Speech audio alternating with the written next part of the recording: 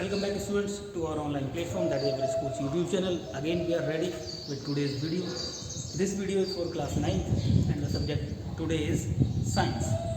And as you all know that 9th class onward, science is being distributed into 3 streams, that is the biology, chemistry and physics. So we will start with physics because during this online classes physics will be much more easier to understand. So we will start the first chapter of physics, which is chapter number 8, and the name of the chapter is motion. So first of all we should discuss that what is motion.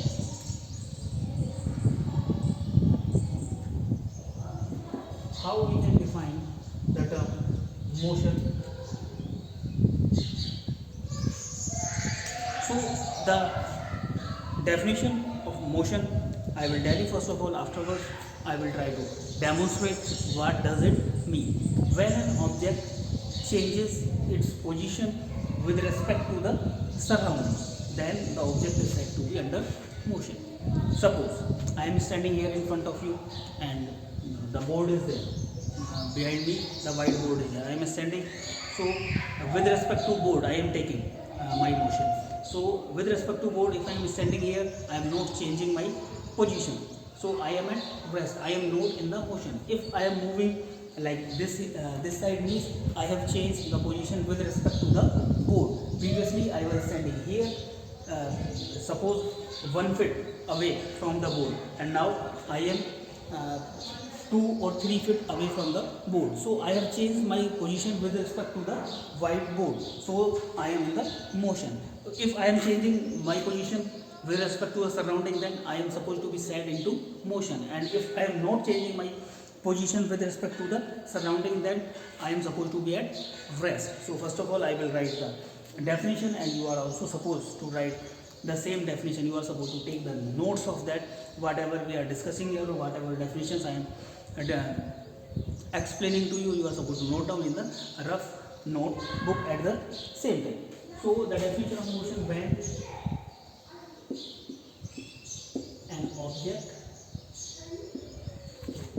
changes its position with respect to, that is with respect to the surroundings,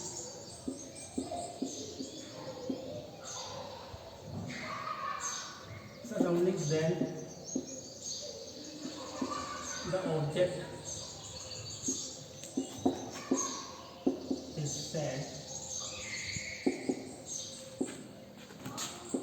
to be in motion.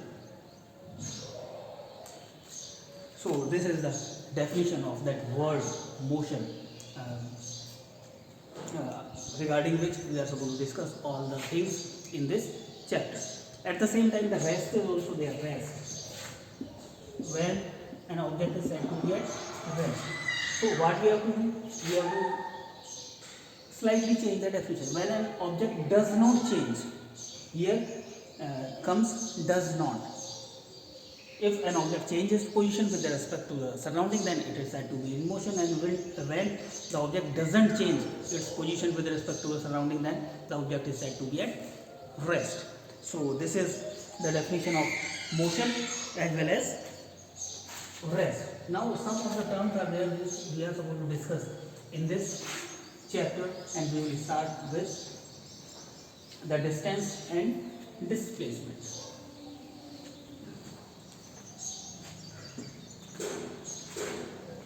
Distance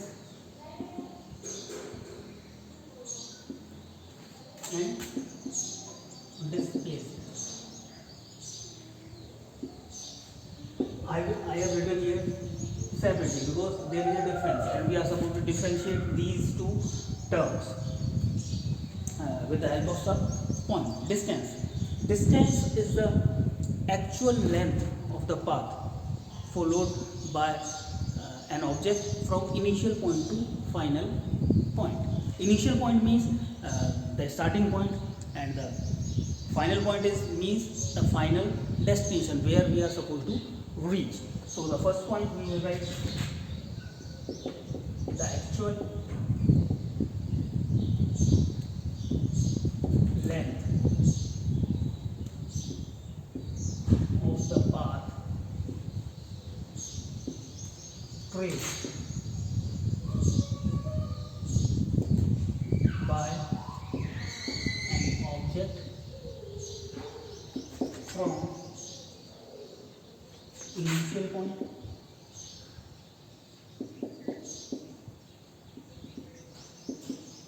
to the final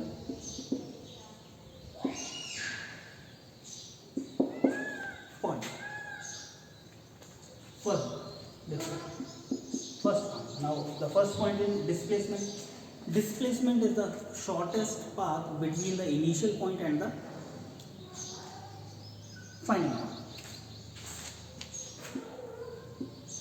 The shortest, the length of the shortest path, the length of the shortest path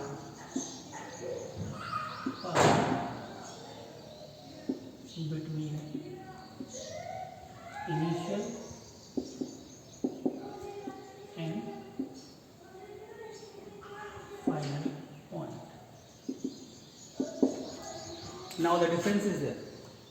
In distance, that is the length of the actual path, actual length of the path traced, and here the length of the shortest path.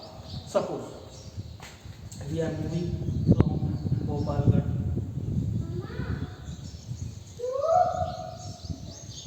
to Jodhpur.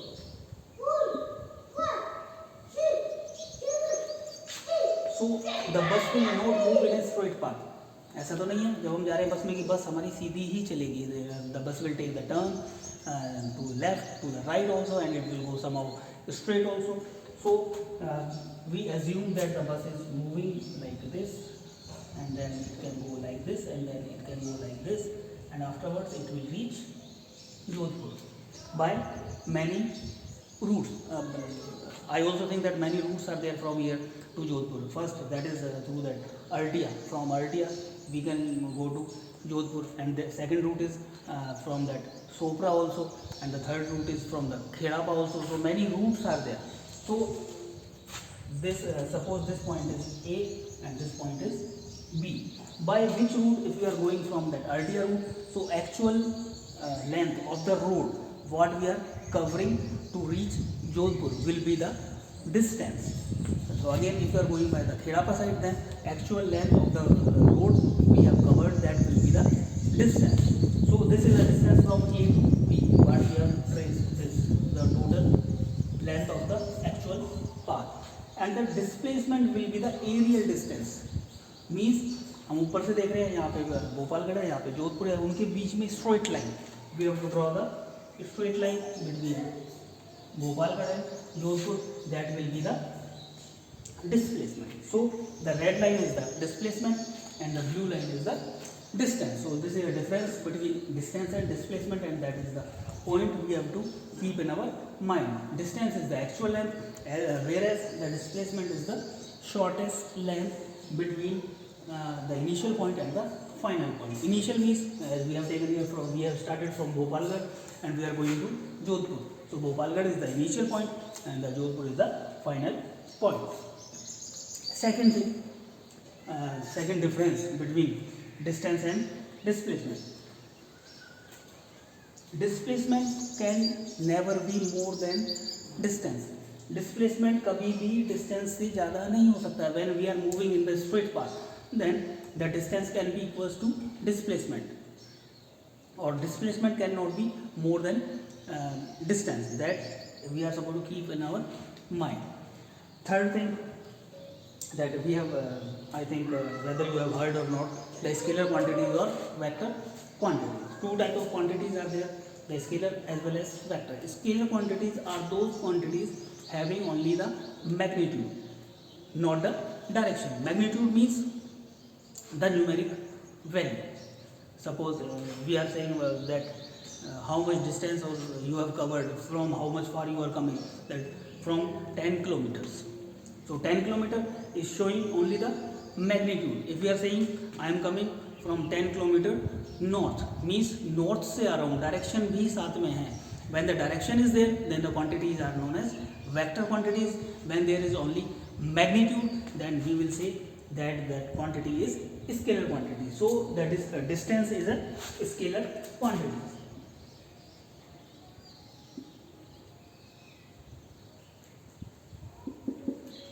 Scalar quantity, whereas the displacement is a vector quantity.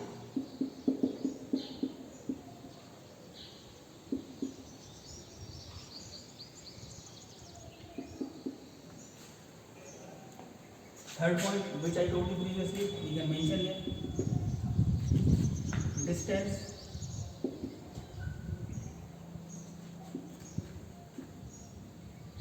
can never be less than displacement.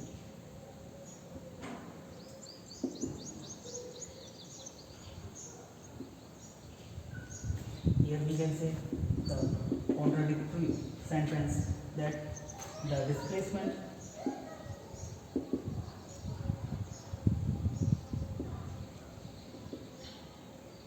can never be